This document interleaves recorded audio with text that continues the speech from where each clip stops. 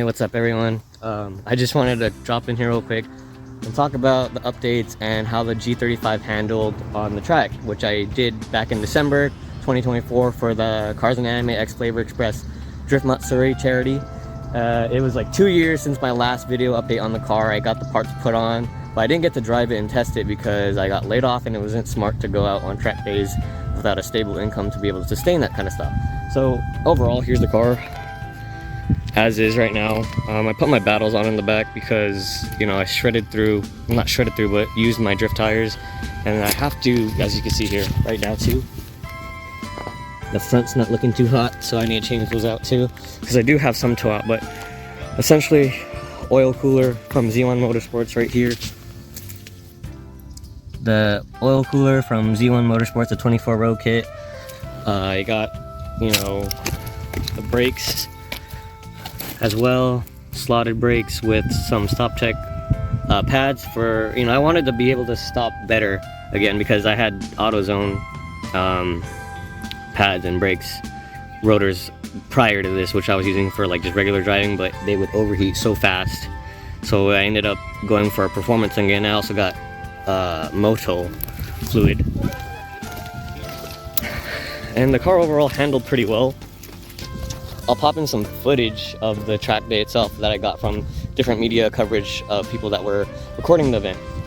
But, you know, 10 years with this damn car, it's survived pretty well. It's, I don't drive it often anymore. I only take it out during the weekend, so, see here, still as is, stock steering wheel, regular interior, nothing crazy.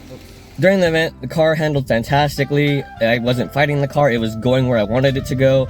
You know, the differential I got is the Z1 Motorsports Torsen type diff, so it's a mechanical diff, but it's not the clutch type, so it's like less maintenance and handles more like the old school LSDs that came from JZXs and stuff. And I had Project New e-brake pads put on, so it helps with the e-brake. I don't really use my e-brake, but you know, the times I did need it for adjustment, it was there. It helped out a lot. Overall, the event itself was a success. We had a lot of toys donated for the Christmas special, and then donated that to, I think we donated that to Rock Church, so that was pretty good. And then, yeah, this car handled like non-stop. It was doing ride-alongs all throughout the day. First half of the day, no ride-alongs. It was just me feeling up the car, and then like non-stop for like 5-6 hours. It was taxiing people, ride-alongs, full car, back seat was full. And I was still doing like my entries, no problem. So car handled really good, and yeah, gonna set it up for the next event, and we will see how that goes.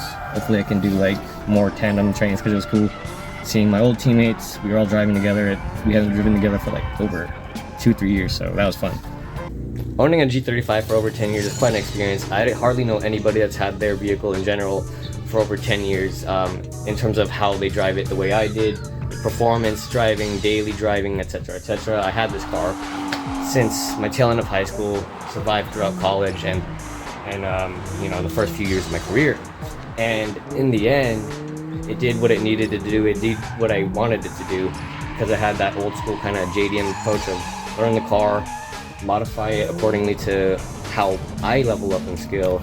And all I wanted to do was provide the information through this channel. And I know I haven't documented this car as much as I used to, but you know, at the time nobody else was, and they still saw this car as a joke. I mean, yeah, this car is still kind of a joke in the West. It went from being the fake Skyline to the Edgar Mobile, and that's kind of an unfortunate thing. But you know, people are still seeing the value and performance of these cars as it is, especially in Japan. Japan's having a resurgence with anything BQ, because ever since the West has started importing all the S15s and AZXs, those are becoming less and less abundant over there, and they're moving on to chassis that are already proven, which are these cars. And you know, all that mattered to me was I learned about this car through Keiichi Tetsuya, who ranked it up high with the S2000 when they first came out, and not a lot of people recognize that, right? Because not a lot of people grew up watching Video Option or any of the stuff overseas, because it was very niche at the time. But I fortunately grew up watching that and learned from that, and you know, I just thank you all for sticking around, seeing the journey with this car. Like, I literally, again, went through college, high school, etc., etc. with this car. So, you know, moving forward, I don't know how long I'll continue building this car. There will eventually be a point where I'll just build it to like I want it, drive it how I want it, and then kind of just leave it as is, and then probably pass it down to whoever next. Maybe if I have kids later down the line, this car survives and they can take it. But yeah, thank you all so much for following this journey with this G35. Up next is probably this getting cut up, repainted. I do want to get the SFP body kit for it.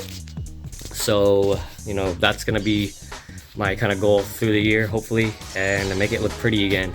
You know, I know it has a history looking like this, but I want it to look, you know, a new era for it. You know, it's been 10 years and it deserves to look good. It only looked like this because I was a broke high school / college student just getting my driving experience in. So thank you all, and I'll see you all in the next video.